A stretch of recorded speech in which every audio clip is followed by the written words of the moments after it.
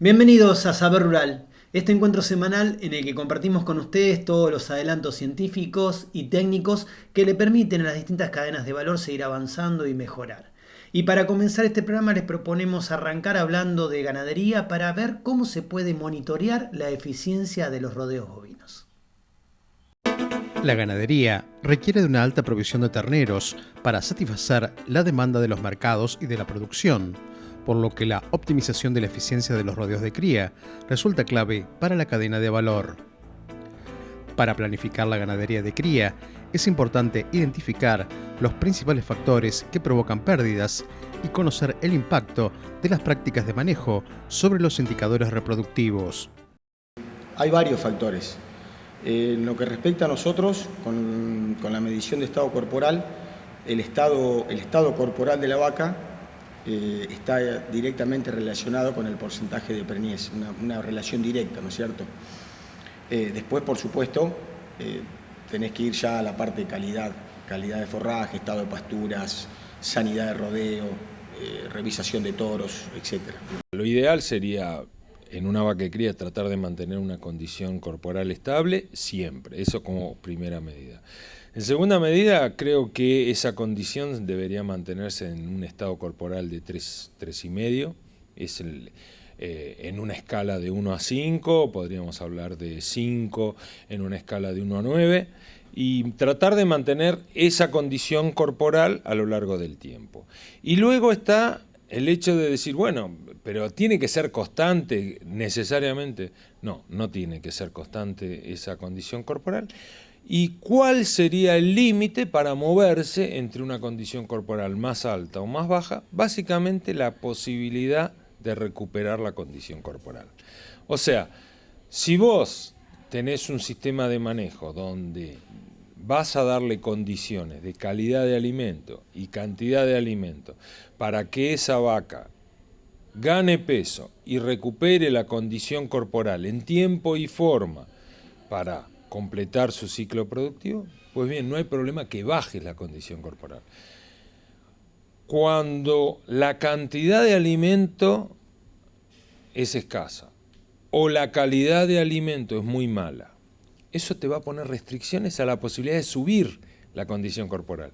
Entonces, si yo no puedo subir, ¿cómo puedo jugarme a bajar? Es terrible, pero el planteo es, bueno, en realidad no es que no quiero bajar la condición corporal porque no puedo. No puedo bajar la condición corporal porque después no la puedo recuperar. Nosotros en la cuenca lo que hacemos es hacer un monitoreo del estado corporal de distintos rodeos. Ese estado va de 1 a 5, dependiendo el estado de la vaca. Se completan las planillas, eso se eleva todo a Chascomús, donde ahí Federico Ploruti hace una recopilación, una concentración de los datos, y eso es lo que después sale publicado directamente en INTA, ¿no? Desde el año 2004, el INTA, mediante el monitoreo de campos destinados a la cría bovina, pertenecientes a grupos Cambio Rural y CREA, realiza un seguimiento de la situación ganadera de la cuenca del Salado bonaerense. A partir de cada recorrida, se generan informes que permiten tener un panorama de los resultados de destete y estado corporal de los rodeos de cría de la región. Se juntan estados corporales de distintas partes de la cuenca del Salado. Nosotros acá tenemos la zona de Las Flores, Saladillo, Alvear, incluso hay lugares en donde hay productores de cambio rural que usamos los campos de ellos también para hacer mediciones. Después todo lo que es la parte de Rauch, Ayacucho, y lo que es la parte de la zona este, que digamos que es la parte de Chascomús, Dolores, que es el encargado de Federico. Entonces, después le hace, son datos estadísticos, ¿no es cierto?, donde junta toda la información, saca un promedio, un estándar, y eso es lo que se va publicando. Y eso está muy relacionado con el porcentaje, digamos, el estado corporal va de la mano con la ovulación de la vaca. Por ende, cuando uno hace, después de los tactos, nosotros tenemos los datos que los productores nos pasan el porcentaje de preñez que tiene, pero siempre está correlativo con la ovulación del rodeo, ¿no es cierto?, con los otros parámetros que te acabo de mencionar. Son 2 recorridas anuales que se hacen. Una es fin de servicio y otra al inicio de la aparición. Con esas 2 recorridas nosotros tenemos los datos estadísticos que nos permiten saber posterior al tacto y cuando la vaca entra a servicio. Entonces, como monitoreamos generalmente, tratamos de monitorear los mismos campos, entonces cuando vos haces una superposición, cuando la vaca entra en servicio con el marzo-abril, con los tactos, vemos qué estado corporal tiene la vaca en los distintos digamos, épocas del año, ¿no? De la cantidad y calidad de alimento consumido depende el nivel de reservas acumuladas en el organismo de la hembra. Dichas reservas son utilizadas para las funciones de su organismo y para el desarrollo del ternero en gestación. Las pasturas son una herramienta fundamental, dado que de la nutrición y de los controles depende la llegada a un score corporal deseable de la hembra al momento del servicio. Lo que notamos es lo siguiente, o sea, que en las épocas donde acompaña el tiempo, el clima, el agua, donde tiran las pasturas, donde no tanto el verdeo, pero donde tiran las pasturas, donde hay volumen de pasto y demás, la vaca que tiene la posibilidad de tener una aparición temprana, ¿no es cierto?, y que ingresa, ponerle a un servicio entre el 15 de octubre y el 30 de octubre, ponerle para la cuenca, por ahí se corre un poquito más, hemos notado que se eleva el porcentaje de preñez siempre y cuando, te vuelvo a repetir, sea brucelosis negativo, todo lo que es lavado o raspaje de toros negativos a venerias y demás. La capacidad de servicio es una cualidad de los machos medible para comprobar su potencial de fertilidad. Sin embargo, en la evaluación de los resultados del ciclo reproductivo, existen también indicadores relacionados al estado de las madres que inciden sobre la reproducción. Con el monitoreo de la condición corporal en los vientres, se analiza el intervalo servicio-parto, buscando resolver problemáticas que se presentan en los rodeos de la región, aportando sugerencias de manejo específicas a las necesidades particulares de cada rodeo monitoreado. Cada productor ya tiene su propio libro de cómo trabajar, ¿no es cierto? Conocen bien el campo, saben qué es lo que tienen que hacer en determinado lugar del campo. Nosotros lo que hacemos más que nada es acompañar, sacar datos y después aprender, porque uno aprende mucho con ellos, porque no todos los campos de la cuenca son iguales. O sea, si bien es cuenca del Salado, hay campos que son mucho más, que tienen más bajo dulce que otros, y depende mucho también la producción de pasto que cada uno tiene. Además del seguimiento durante el periodo de gestación, el monitoreo de vientres prevé el control en el intervalo tacto-parto. En ese lapso, los factores que pueden influir de manera negativa antes de la aparición son múltiples. De acuerdo a la casuística y a los datos aportados por las recorridas, los principales limitantes suelen ser los faltantes de recursos pastoriles en determinados momentos del ciclo productivo, reflejándose en la capacidad de preñez de las vacas. Como siempre, en los bajos tenemos el problema que es difícil de combatir, que son la parte de los duraznillos con los enteques. Y después, el bache que tenemos es en otoño-invierno, más tirando en invierno, donde si vos no tenés verdeo o no tenés pasturas que suplantan el ciclo del pastizal natural y demás, ese es el bache por ahí más peligroso que tenemos. Si vos tenés mucha carga y viene la vaca media cascoteada, digamos, de la zona de otoño y entra en parición julio, agosto, con campos que vienen con mucha carga, con poca producción de forraje, y bueno, por ahí después tenemos las consecuencias, ¿no? La vaca caída, esa vaca le cuesta preñarse en el celo en la próxima etapa del servicio, o por ahí se preña al final y ahí tenés mucho ternero cola. Ese es más o menos lo que nosotros vemos. El desafío que deben afrontar los productores de cría es conseguir altos índices de preñez en periodos cortos, y para ello, la fertilidad de las vacas y la sanidad del rodeo es un aspecto clave. Si bien los campos de la cuenca del Salado bonaerense no presentan grandes problemas de tipo sanitario, de acuerdo a los estudios realizados a partir de los datos obtenidos con el programa de monitoreo, en los últimos años los productores han sufrido un alto número de pérdidas por fenómenos naturales y condiciones climáticas adversas, debiendo apelar a estrategias de manejo para corregir los déficits de pasturas. Hay productores que digamos, ellos ya vienen con una forma de trabajo, que todos los años ya han pasado baches bravos y saben lo que tienen que hacer, por ahí achican carga o concentran en otro lado, y bueno, y hay otros que por ahí se les complica un poco más.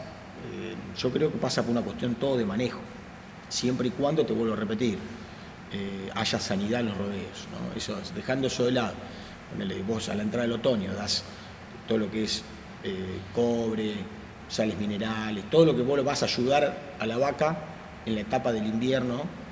Bueno, pero si vos no tenés comida, todo eso prácticamente, digamos, eso es un anexo. Lo principal es la comida. Con eso no hay discusión.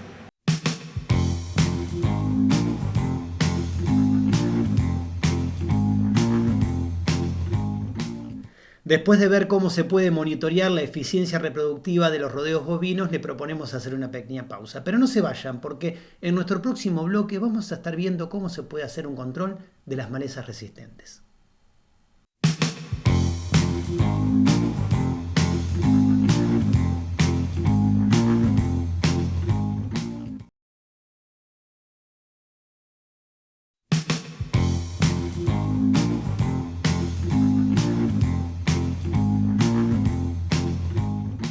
El manejo y control de las malezas resistentes es un problema al que el sector productivo debe hacer frente, y para contar con algunas herramientas compartimos con ustedes este informe. El proceso de agriculturización, iniciado hacia la década del 70, se ha manifestado en la intensificación de la producción y en la expansión territorial de los cultivos, con la práctica de la siembra directa. Con la difusión de este modelo productivo, algunos factores como la escasez de rotación, debido al predominio del cultivo de soja, el uso de glifosato en muchos casos como única herramienta de control, la gran superficie agrícola bajo arrendamiento de corto plazo y la ausencia de monitoreo de los lotes han acentuado el problema de la resistencia de las malezas a los tratamientos de control. Con el tema de siembra directa, que está casi internalizada en el 90% de la superficie, en realidad el manejo de malezas que se realiza es un manejo muy limitado, ya que se vienen utilizando pocos productos para casi todos los usos. O sea, pongamos el ejemplo del glifosato en el caso de los barbechos, como base del 80%, 90% de los barbechos químicos que se realizan, el glifosato en los cultivos transgénicos resistentes al glifosato, por ejemplo maíz RR, y el glifosato en la soja RR, por supuesto. Eso lo que conduce es a una alta presión de selección en el control de maleza a través de un mismo producto químico, y por lo tanto favorece la probabilidad de aparición de individuos resistentes, que es la problemática que estamos abordando hoy en día, o que por lo menos nos preocupa como técnicos y como investigadores en la mayoría de las regiones productivas del país. Monitorear los campos de manera frecuente a lo largo del ciclo del cultivo para identificar malezas y observar escapes, la rotación de herbicidas con modos de acción diferentes, la combinación de prácticas de control mecánico y una rotación de cultivos que permite el uso de diferentes herbicidas son algunas de las prácticas que contribuyen a disminuir la resistencia de las malezas. La clave para el manejo de la resistencia es reducir la intensidad de la presión de selección usando una combinación de técnicas. La presión de selección lo que ha hecho es que vayan desapareciendo las especies más susceptibles, o los individuos dentro de una población que son más susceptibles a esa práctica, aplicación de glifosato supongamos, y estén predominando hoy en día en los sistemas otras especies que son tolerantes al producto, o individuos que antes eran susceptibles y que se transformaron en resistentes a partir de la presión de selección y la eliminación de los individuos de esa especie susceptibles. Cada campaña que los productores enfrentan presenta la necesidad de aplicar insumos a fin de proteger a los vegetales de insectos y malezas y asegurar mejores rendimientos que tornan rentable a la agricultura. La eficiencia del glifosato sobre los cultivos lo convirtió en un insumo indispensable para los productores, generando la disminución de desarrollos de nuevos insumos por parte de la industria. Esta falta de alternativas al glifosato se evidencia con la acentuación de la resistencia de algunas malezas que obliga a volver a viejas fórmulas. El mercado de herbicidas desde el año 96, que aparecen las hojas transgénicas, en realidad estaba muy parado. O sea, las empresas que se dedican a la investigación y desarrollo de productos, por supuesto, ante un mercado que pasaba en un 70-80% por glifosato, muchos programas de herbicidas habían sido no discontinuados, pero sí no puestos en prioridad. Por lo tanto, la aparición de individuos resistentes nos obliga, en principio no tenemos alternativas nuevas o novedosas. Digo, no hay nuevos grupos. No hay nuevos grupos químicos, nuevos mecanismos de acción que abunden hoy en día. Entonces, por lo tanto, ¿qué es lo que se está haciendo? ¿Cómo está evolucionando el mercado? El mercado está evolucionando en ver qué se puede rescatar de lo que hacíamos antes. O sea, todos los productos que habíamos dejado en desuso, muchos de ellos hacía 4, 5, 6 o 10 años que no se importaban más. Las empresas había productos que no los traían porque no tenían mercado, no había a quién vendérselos. Hoy en día están siendo reeditados, repuestos en valor y reposicionados dentro del mercado como complemento de las aplicaciones de glifosato, como complemento de las prácticas tradicionales de control, de manera tal de solucionar los problemas de estas malezas tolerantes o resistentes y además de lograr la variación de mecanismos de acción, que creo que es una práctica fundamental para evitar que el sistema siga evolucionando hacia cada vez más individuos resistentes. En general, las estrategias de control se basan en el uso de uno o de muy pocos herbicidas que, utilizados en forma sistemática, simplifican las tareas de control y hacen que las malezas generen mayor resistencia. Para evitarlo, es importante llevar a cabo rotaciones de cultivos, emplear variedades de rápido crecimiento en pos de acelerar el cierre del surco y sembrar cultivos de cobertura que demoren o reduzcan el nacimiento de las malezas. Desde el punto de vista agronómico, las medidas de control son rotación de cultivos, por un lado. Si estamos bajo un sistema de agricultura continua, rotación de cultivos. Si estamos en un sistema de producción mixto, rotación. ¿Sí? Rotación de pasturas con verdeos y con cultivos. O sea, eso depende del sistema donde estemos. Por otro lado, en cuanto al control en sí, variación de los métodos de control, o sea, utilizar manejo integrado. El manejo integrado implica usar el control mecánico, usar los herbicidas como control químico, usar el control cultural como las medidas preventivas para evitar que las situaciones lleguen a ser problemáticas, usar el control biológico, o sea, manejar los enemigos naturales de las malezas para poder reducir los tamaños de las poblaciones. O sea que, por lo tanto, el uso de medidas, el uso de manejo integrado es fundamental. Y dentro del control químico, específicamente, rotar los mecanismos de acción. O sea, las malezas se vuelven resistentes a un mecanismo de acción. Entonces, a uno más, por supuesto, ¿no? Pero bueno, el caso más simple es cuando se vuelven a un solo mecanismo de acción. Entonces, la rotación de herbicidas, las mezclas de herbicidas, lo que hace es evitar la generación. En realidad evitan la presión de selección y al evitar la presión de selección evitan la probabilidad de generar individuos resistentes o de seleccionar poblaciones tolerantes.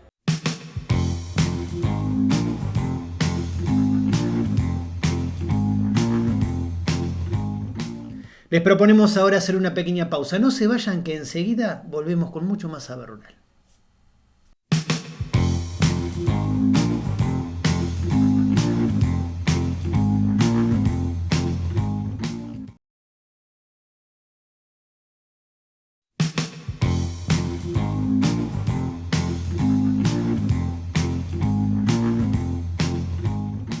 La degradación de los suelos es uno de los problemas ambientales más frecuentes y reconocidos dentro del mundo de la producción agropecuaria. En el siguiente segmento les contamos de qué manera y por qué.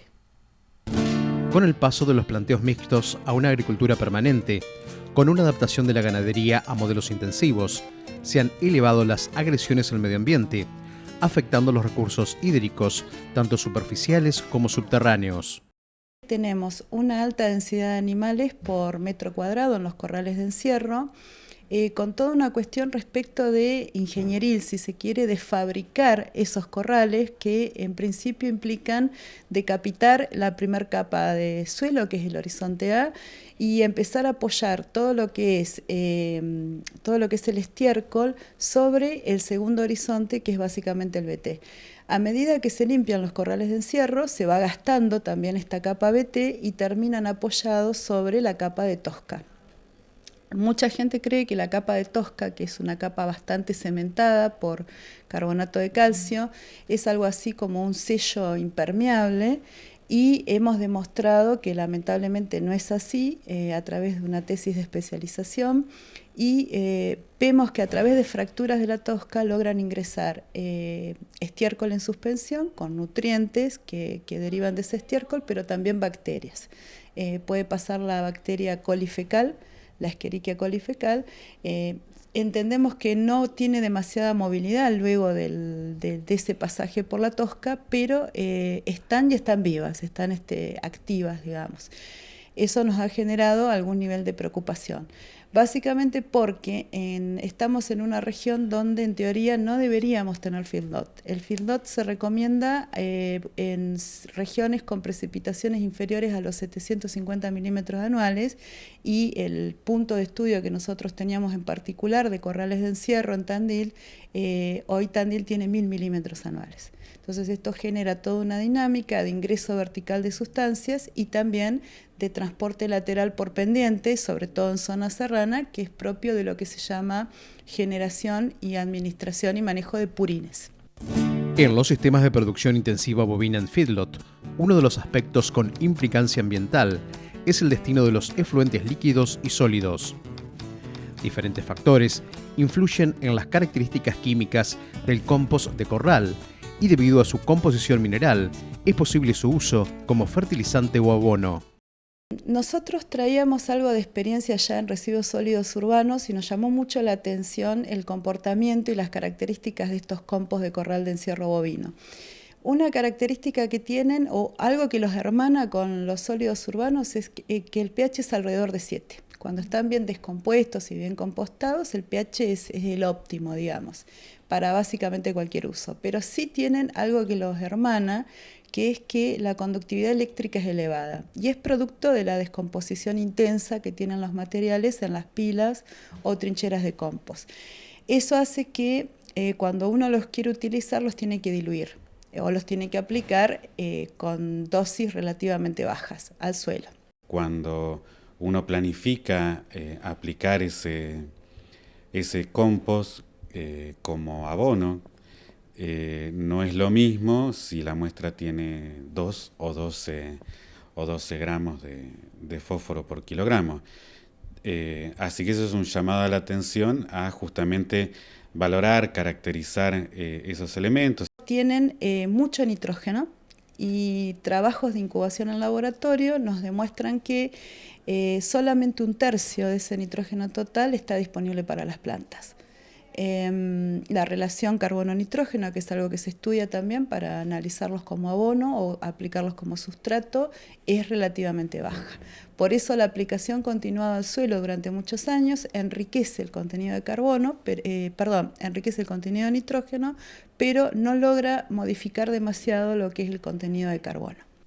Los principales problemas ambientales generados por la producción agropecuaria moderna están asociados a la degradación del suelo, la contaminación del ambiente y la pérdida de biodiversidad. Frente a esa realidad, desde la Facultad de Agronomía de la Universidad Nacional del Centro de la Provincia de Buenos Aires, se impulsan trabajos de valoración del compost generado en los sistemas de encierre a corral, obteniéndose información y desarrollándose diversas líneas de investigación.